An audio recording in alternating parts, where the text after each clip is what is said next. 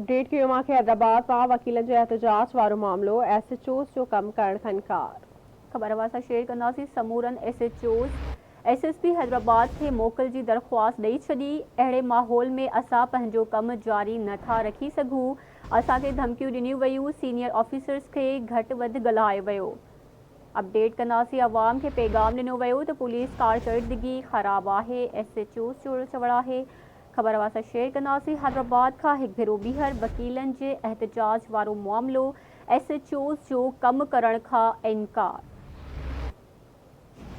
समूरन SHOs SSP Hyderabad के मोकल जी दरख्वास्त ॾेई छॾी। अहिड़े माहौल में असां पंहिंजो कम जारी नथा रखी सघूं। SHOs जो इहो चवणु आहे। असांखे धमकियूं ॾिनियूं वयूं। सीनियर ऑफिसर्स के घटि वधि ॻाल्हायो वियो। अवाम खे पैगाम ॾिनो वियो त पुलिस कारकर्दगी ख़राब आहे। ख़बर मां शेयर कयूं पिया। ब्रेकिंग न्यूज़ आहे। हैदराबाद मां वकीलनि जो एहतजाज वारो मामलो SHOs जो कम करण खां इनकार।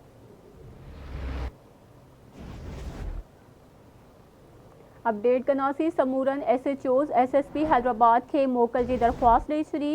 अहिड़े माहौल में असां पंहिंजो कम जारी नथा रखी सघूं। SHOs जो चवणु आहे। अपडेट कंदासीं। असांखे धमकियूं ॾिनियूं वयूं। सीनियर ऑफिसर्स के घटि वधि ॻाल्हायो वियो। तफ़सील मालूम कंदासीं। साकिब कुबर खां। साकिब अपडेट कजो। बिल्कुल मां वटि ॿुधण वक़्तु कल्ह हैदराबाद की SSP ऑफिस ते वकीला बिरादरी पारां जेको एहतजाज ते धरणो हूंदो हो, उहे मामले खां पोइ SSP ऑफिस में जेको आहे हैदराबाद ज़िले जा जेके बि तमामु SHOs आहिनि उहे हिकु महीने जी मोकल खणी SSP ऑफिस में पंहिंजो दरख़्वास्त जमा करण लाइ जेके हिन वक़्तु पहुतल आहिनि ऐं SSP ऑफिस में SHO जो चवणु आहे त SSP ऑफिस में जेको वकीलनि जो नाजाइज़ मुतालबा ऐं उन्होंने जेको एहतजाज कयो ऐं SHO जो चवणु आहे त असां मायूस थी करे पंहिंजे मोकल जो जेके दरख़्वास्त वेठे उहे जणायूं ऐं हिननि जो चवणु आहे त अहिड़े माहौल में असां जेके पंहिंजे जीतनि खे ख़बर जामिन नथा ॾेई सघूं। हिननि जो वधीक चवणु आहे त SSP ऑफिस में पुलिस जे ख़िलाफ़ जेका लाज़िमा ज़बान वकीलनि जे तरफ़ां इस्तेमालु कई वई आहे उनजी असां मज़म्मत कयूं था। हिनजो चवणु आहे त अवाम खे करण वारे एहतजाज जेको वकीलनि कयो त उन्हनि अवाम खे इहो मैसेज ॾिनो आहे त पुलिस जेका आहे उहा ख़राबु आहे।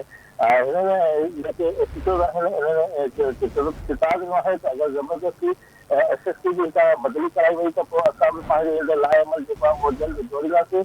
इहो मौक़फ़ आहे हैदराबाद पुलिस जो। ऐं दरख़्वास्त ॾींदड़ जेके SHOs आहिनि उन में Munir Abbasi, SHO BSL, Tahir Mughal, SHO केल, रज़ा कमालो, APF इंचार्ज मोहम्मद सईद, शेख हमीद जेके मुख़्तलिफ़ थाणे जा SHO जेके शामिल आहिनि।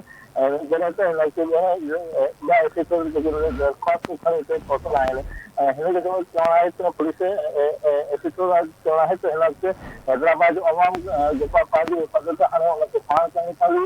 हिन जो चवणु आहे त जेकॾहिं असांजा लाइमल जेकॾहिं SSP जी बदिली कई वई त असां मजबूर जेके आहिनि हैदराबाद जे जेके 50 खां वधीक जेके उहे थाणा आहिनि उन्हनि खे असां मुकमल तौर ते ताला हाणे जेको असां मोकल ते हलाए वेंदासीं। महिरबानी अवां जी अपडेट करण लाइ।